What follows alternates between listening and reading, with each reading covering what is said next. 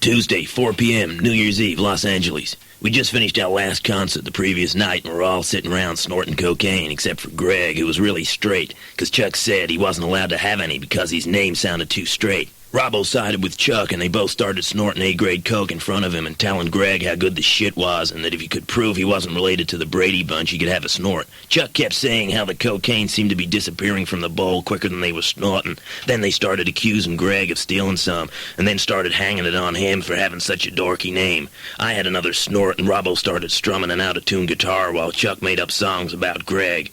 Greg Brady, you're no man, you're a baby. Dorky name, there's no coke for you. I couldn't see Greg's face from where I was, but I was sure it was getting to him. I remained expressionless. Robbo noticed the coke bowl was empty and threw it at Greg and told him to go and get some more out of the back room, and said if he took any for himself, he and Chuck could get another bowling ball and some more KY gel and do what they did to him last time. I heard Greg return. He sat down opposite. Chuck and Robbo again started snorting and making up more songs.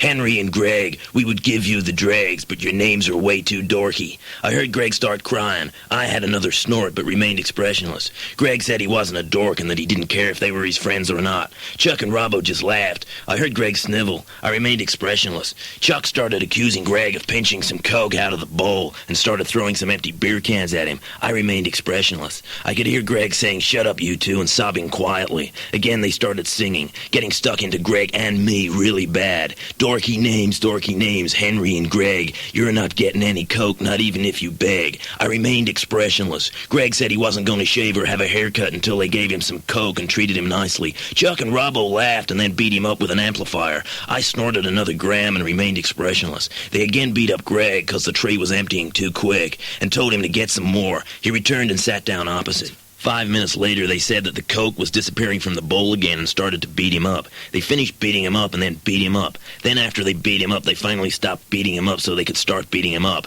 They thought the best bit about beating him up was the start of beating him up, so halfway through beating him up, they stopped beating him up and started beating him up, then finished beating him up and then finished off beating him up. Greg looked like the result of the New Year's Eve party to come. I remained expressionless. Robbo and Chuck sat back down on the couch and started snorting more coke, singing songs about me and Greg. Greg was crying.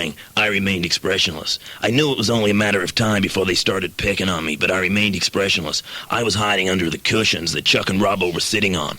Dorky names, Henry and Greg. You're not getting any coke, not even if you beg. I remained expressionless and slid my small piece of hose very gently from underneath the two cushions, up and in between Chuck and Robbo, and into the coke bowl. I snorted another gram, but remained expressionless. Chuck and Robbo stopped singing and noticed some more coke had disappeared. They got up and left the room. When they got back, they were holding a big black bowling ball and some KY gel. They both looked at Greg. Greg looked worried. I remained expressionless.